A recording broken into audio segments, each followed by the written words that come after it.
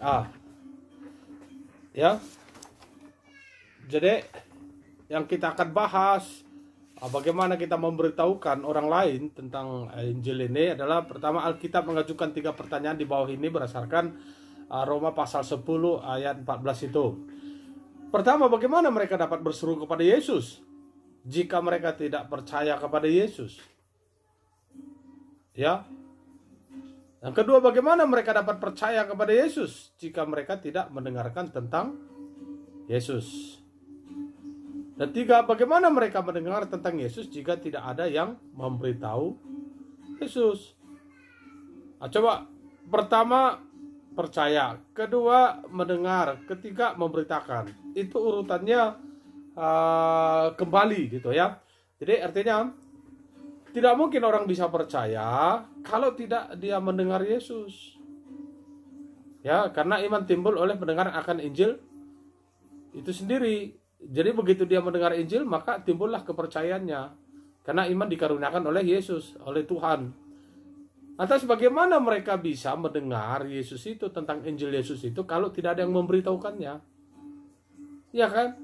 Jadi nggak ada yang memberitahukannya. Ibarat kalau Tuhan dari surga tidak turun ke surga, ke bumi, orang-orang akan tidak tahu, dunia tidak akan tahu bahwa Yesus itu adalah Tuhan. Ataupun orang-orang tidak akan tahu bisa berkomunikasi, bertemu dengan Yesus itu, atau bertemu dengan Allah Sang Pencipta melalui Yesus Kristus. Jadi Allah sendiri turun ke bumi untuk memberitahukan dirinya. Ya. Nah, 3 pertanyaan di atas menolong kita menyadari bahwa orang tidak akan pernah mendengar, percaya atau berseru kepada Yesus Kristus jika tidak ada yang memberitahukan Yesus. Itu sebabnya dalam Markus 16 ayat 15, Yesus memerintahkan murid-muridnya dan kita sebagai orang Kristen, pergilah ke seluruh dunia, beritakanlah Injil ke segala makhluk. Sebagai orang Kristen, tanggung jawab kita adalah memberitakan Injil Yesus Kristus kepada orang lain. Ya. Menurut Alkitab, tanggung jawab kita adalah memberitakan Injil Yesus Kristus kepada orang lain. Karena apa? Pertama, kita adalah seorang saksi. Jadi begitu anak Tuhan adalah saksi atau menjadi saksi. Kisah Para Rasul pasal 1 ayat 8. Dan kamu akan menjadi saksiku di Yerusalem, di seluruh Yudea, Samaria, sampai ke ujung bumi. Memang saksi pertama adalah para rasul ya. Dia melihat Yesus, dia mendengar pengajaran Yesus, dia memperhatikan banyak hal tentang Yesus. Kemudian kita menjadi penerusnya, kesaksian daripada saksi-saksi yang itu ya, rasul-rasul Tuhan Yesus itu. Yang kedua, karena kita adalah teladan. Ya, 1 Timotius pasal 4 ayat 12, jadilah teladan bagi orang-orang percaya dalam perkataanmu, dalam tingkah lakumu, dalam kasihmu dan dalam kesetiaanmu dan dalam kesucianmu. Nah, ini segala sesuatu itu bersumber dari Tuhan Yesus. Jadi kehidupan Allah yang ditunjukkan oleh Tuhan Yesus di dunia menunjukkan tingkah lakunya seperti apa, perkataannya seperti apa, kasihnya seperti apa, kesetiaannya seperti apa, kesuciannya seperti apa. Jadi semua orang-orang Kristen, anak Tuhan Yesus, anak Allah dalam Tuhan Yesus Kristus, itu sudah mempelajari tentang kehidupan Yesus Kristus itu dari Alkitab, yang harusnya menjadi teladan, kan begitu. Kemudian yang ketiga adalah kita adalah utusan. 2 Korintus 5 ayat 20 mengatakan, jika kamu ini adalah utusan Kristus. Jadi kamu ini adalah utusan Kristus. Sebagai utusan Kristus, karena Kristus sudah pernah ke dunia dan mengutus seperti Allah mengutusnya ke dunia, maka Yesus Kristus pun mengutus kita, orang-orang percaya dalam Yesus, untuk saksi Kristus di dunia, dimanapun kita. Yang keempat, kita adalah garam. Matius 5 ayat 13, kamu adalah garam dunia. Garam dunia itu berarti memberikan rasa kepada dunia, rasa yang baik. Garam itu tidak digunakan kepada hal yang tidak baik ya. Bahkan obat juga dibuat dari garam ya. Untuk sakit gigi pun pakai garam bisa sembuh. Untuk membuang racun-racun juga pakai garam. dan memberikan rasa nyaman, rasa enak, baik makanan, baik sesuatu yang menimbulkan rasa itu dari garam. Jadi bayangin fungsi daripada garam itu begitu banyak, maka kita menjadi garam dunia ketika kita menjadi anak-anak Allah dalam Yesus Kristus. Yang kelima adalah kita adalah terang. Matius 5 ayat 14 mengatakan, kamu adalah terang dunia. Berarti terang itu menerangin, artinya tanpa ada terang maka semua gelap gitu. Dasarnya adalah kegelapan. Berarti dunia yang gelap diterangi oleh, ya memang matahari menerangi. Yang kedua, menerangi secara rohani, secara jiwa. Kenapa? Karena memang dasar manusia sudah berdosa.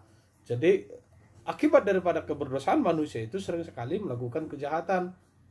Dan untuk membuat atau mengarahkan sesuatu kejahatan berkurang ataupun tuntunan atau arahan daripada akibat dosa itu, maka perlu terang, penerang. Sehingga manusia sebagai ciptaan Tuhan itu dapat melihat apa yang terang, apa yang baik. Siapa yang memberitahukannya? Ya, dia yang membawa terang itu. Siapa yang membawa terang itu? Ya kita, di dalam Tuhan Yesus Kristus. Karena itu disebutnya kita terang dunia. Ya. Nah, kemudian kita melihat yang keenam adalah kita adalah penjala manusia. Nah, dalam Matius 4 ayat 19 mengatakan, Yesus berkata kepada mereka, mari ikutlah aku, dan kamu akan kujadikan penjala manusia. Jadi ketika kita percaya Allah Sang Pencipta langit dan bumi, Dia mau menyelamatkan manusia di dalam Tuhan Yesus Kristus, kita percaya kepada Yesus Kristus, kita menerimanya, maka kita selamat. Itu pasti kita wajib mengikut Yesus. Namun sering cara mengikut kita kepada Yesus itu ya, tidak seperti Tuhan kehendaki, sehingga Dia mengungkap lagi, ikutlah aku, maka kamu akan kujadikan penjala manusia. Ya. Nah, kemudian ayat ke-7, kita dipilih oleh Yesus. Kita dipilih oleh Yesus. Yohanes 15 ayat 16 mengatakan, bukan kamu yang memilih aku, Yesus berkata ya, tetapi akulah yang memilih kamu dan aku telah menetapkan kamu supaya kamu pergi dan menghasilkan buah. Jadi artinya kita dipilih di dalam kehendaknya itu untuk diselamatkan di dalam Tuhan Yesus Kristus. Bukan kita yang milih-milih, wah saya mau selamat atau tidak. Enggak, kita bersyukur sebenarnya kita di dalam pilihan Tuhan. Apakah Tuhan yang Maha Kuasa di sorga dan di bumi itu berkehendak juga memilih dan tidak memilih? Iya, karena Dia berdaulat. Jadi ketika Dia tidak mau menyelamatkan seseorang, ya memang itu kehendaknya. Dia tahu siapa orang itu. Mau juga kita secara manusia misalnya mengatakan kok seperti tidak adil, itulah keadilan kedaulatan Tuhan. Karena tidak mungkin misalnya dia adalah penampakan iblis di dunia, terus kita paksa selamatkanlah dia. Ya memang diselamatkan pun dia tidak mau diselamatkan misalnya di dalam pengetahuan Tuhan, maka Dia tidak mau memilihnya. Contohnya Yudas kan, Yudas itu tidak dipilih untuk diselamatkan karena dia ya menuju neraka. Tetapi ketika kita bersyukur, kita tahu bahwa kita selamat dalam Yesus Kristus, kita bersyukur kita dipilih Tuhan Yesus.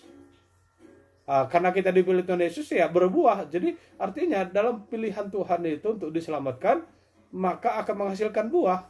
Dan terlihatlah mereka dari buahnya bahwa dia sudah dipilih Tuhan untuk menjadi kesaksian keselamatan, yaitu kesaksian tentang anugerah Tuhan itu. Oke.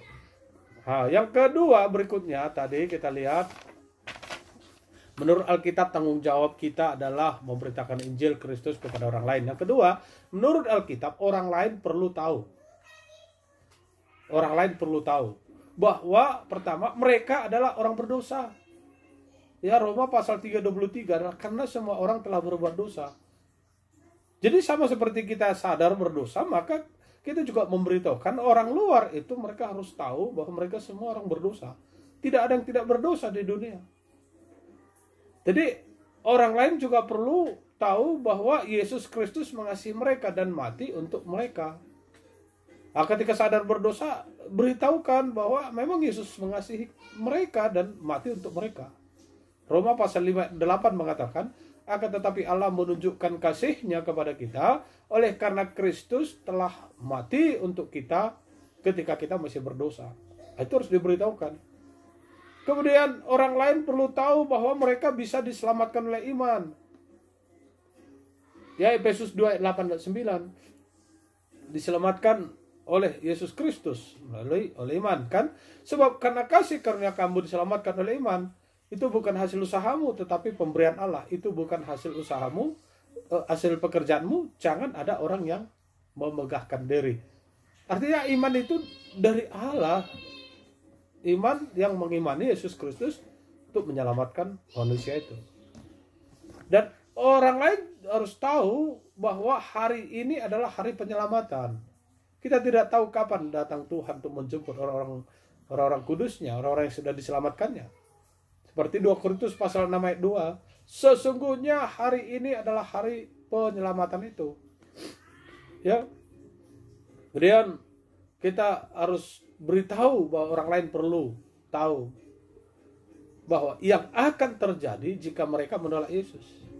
Ini kata-kata menolak ini kan bukan menolak apa? Artinya menolak mendengarkan Injil itu, tidak mau mendengar Injil itu. Ya. Dikatakan 1 Tesalonika pasal 1 ayat 8-9. Dan mengadakan pembalasan terhadap mereka yang tidak mengenal Allah dan tidak menaati Injil Yesus.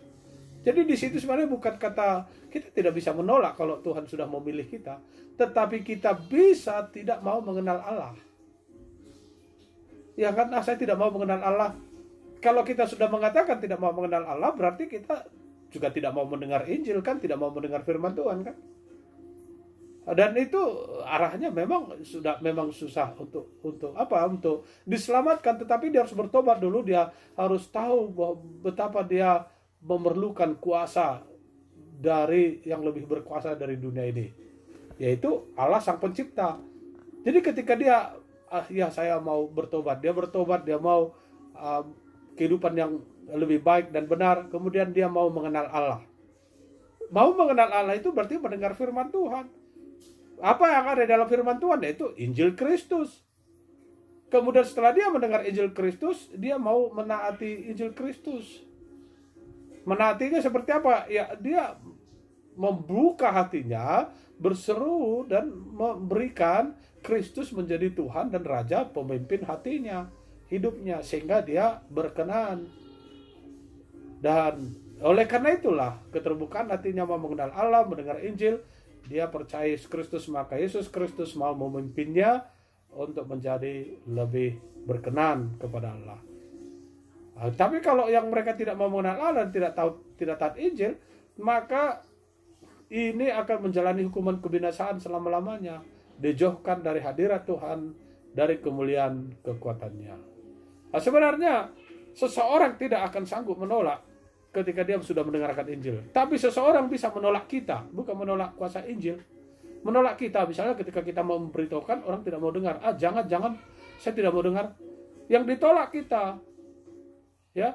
Namun dalam firman Tuhan juga ketika dia sudah menolak pemberitaan kita sebagai pemberita Injil, maka dia pun sudah memberontak kepada Allah, bukan kepada Yesus, kepada Allah Sang Pencipta.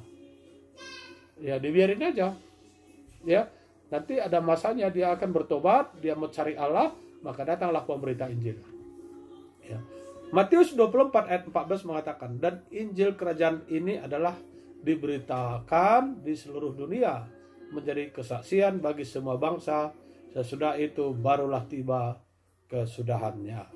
Inilah yang menjadi pelajaran pertama tentang Injil itu harus diberitahukan kepada semua orang. Amin.